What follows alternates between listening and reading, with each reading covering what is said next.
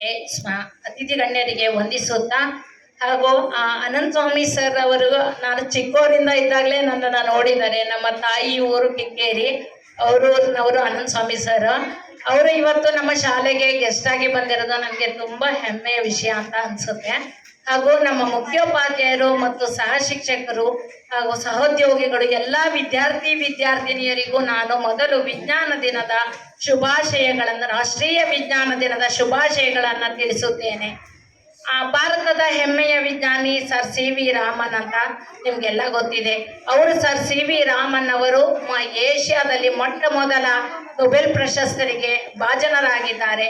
ಮತ್ತು ಅವರು ಸಂಶೋಧನೆ ಮಾಡಿದ ಒಂದು ರಾಮನ ಪರಿಣಾಮ ಅನ್ನೋ ಒಂದು ವಿಷಯವಾಗಿ ಅವರ ಸ್ಮರಣಾರ್ಥವಾಗಿ ನಾವು ಈ ದಿನವನ್ನು ವಿಜ್ಞಾನ ದಿನವನ್ನಾಗಿ ಪ್ರತಿ ವರ್ಷ ಫೆಬ್ರವರಿ 28ರಂದು ಪ್ರತಿ ವರ್ಷ ಆಚರಣೆ ಮಾಡ್ತಾ ಇದ್ದೀವಿ. ಅವರ ಪೂರ್ಣ ಹೆಸರು ಚಂದ್ರಶೇಖರ ವೆಂಕಟರಾಮನ್ ಅಂತ ಅಂದ್ಬಿಟ್ಟು ಅವರು 1928ರಲ್ಲಿ ತಮ್ಮ ಆವಿಷ್ಕಾರವನ್ನು ಮಾಡಿದ್ರು. 1930ರಲ್ಲಿ ಅಲ್ಲೇ ಹೇಳಿದ್ರು, ಈಗಾಗಲೇ 1930ರಲ್ಲಿ ನೊಬೆಲ್ ಪ್ರಶಸ್ತಿ ಅವರು ಪಾರಿತೋಷಕವನ್ನು ಪಡೆಯುತ್ತಾರೆ. ಹೀಗೆ ಪ್ರತಿ ವರ್ಷ ನಾವು ಫೆಬ್ರವರಿ 28 ಆಚರಣೆ ಮಾಡ್ತೀವಿ. ಮತ್ತೆ ವಿಜ್ಞಾನ ಅನ್ನೋದು ನಮ್ಮ ದೈನಂದಿನ ಜೀವನದಲ್ಲಿ ಅಳವಡಿಕೆ ಆಗಿದೆ. ಸರ್ ಹೇಳಿದ್ರು, ಶಿವಣ್ಣ ಸರ್ ಈಗಾಗಲೇ ನಾವು ಬೆಳಗ್ಗೆ ಎದ್ದ ತಕ್ಷಣ ಏನು ನಾವು ಬಳಸ್ತೀವಿ, ಒಂದು ಟೂತ್ ಪೇಸ್ಟಿಂದ ಹಿಡಿದು ಟಿವಿ, ಮೊಬೈಲು, ಮಿಕ್ಸಿ, ಗ್ರೈಂಡರ್, ದೂರವಾಣಿ ಎಲ್ಲ ಕೂಡ ಒಂದು ವಿಜ್ಞಾನದ ಕೊಡುಗೆ ಆಗಿದೆ ಅಂತಾನೆ ಹೇಳ್ಬೋದು. ನಾವು ಏನು ಬೆಳಗ್ಗೆ ಎದ್ದಾರಿಂದ ಹಿಡಿದು ಮಲಗೋವರೆಗೂ ಕೂಡ ಒಂದು ಬಳಸೋ ವಸ್ತುಗಳೆಲ್ಲ ವಿಜ್ಞಾನ ಅಡಗಿದೆ. ಹಾಗಾಗಿ ನಾವು ಏನು ಈ ಹಬ್ಬದ ದಿನ ಆಚರಣೆ ಮಾಡ್ತೀವಿ ಅದು ಕೂಡ ಒಂದು ವೈಜ್ಞಾನಿಕ ಚಿಂತನೆ ಅದರಲ್ಲಿ ಅಡಗಿದೆ. ನಾವು ಮೊನ್ನೆಯಿಂದ ಸಂಕ್ರಾಂತಿ ಹಬ್ಬ ಆಚರಣೆ ಮಾಡಿದ್ವಿ.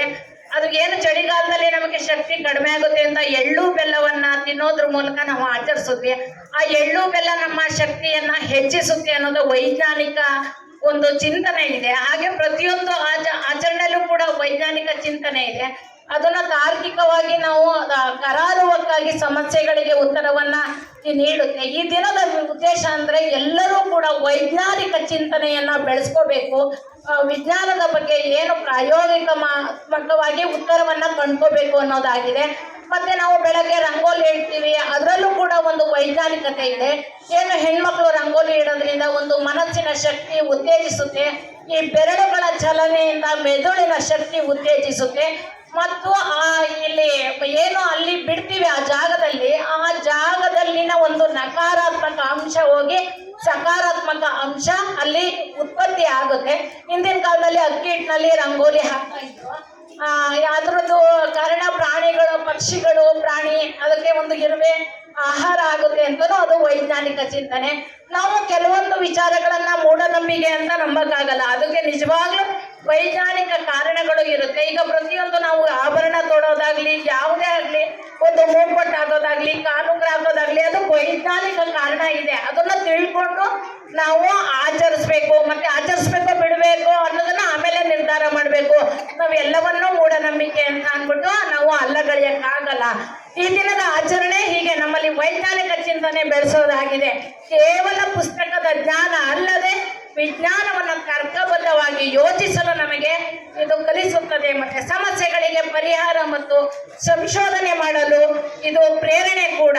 ಭಾರತದ ನಾಗರಿಕರಾಗಿ ನಾವೆಲ್ಲರೂ ವಿಜ್ಞಾನ ಮತ್ತು ತಂತ್ರಜ್ಞಾನವನ್ನು ಮಾನವ ಕಲ್ಯಾಣಕ್ಕಾಗಿ ಮತ್ತು ಸುಸ್ಥಿರ ಅಭಿವೃದ್ಧಿಗಾಗಿ ಬಳಸುವ ಪ್ರತಿಜ್ಞೆಯನ್ನ ಹಿಂದೆ ಮಾಡೋಣ. ಯಾವಾಗಲೂ ಪ್ರಶ್ನಿಸಿ, ಪ್ರಯೋಗಿಸಿ, ವೈಜ್ಞಾನಿಕವಾಗಿ ಚಿಂತಿಸಿ ಎನ್ನುತ್ತಾ ನನ್ನ ಪುಟ್ಟ 2 ಮಾತುಗಳನ್ನ ಮುಗಿಸುತ್ತೇನೆ. ಅವಕಾಶಕ್ಕಾಗಿ ಧನ್ಯವಾದಗಳು.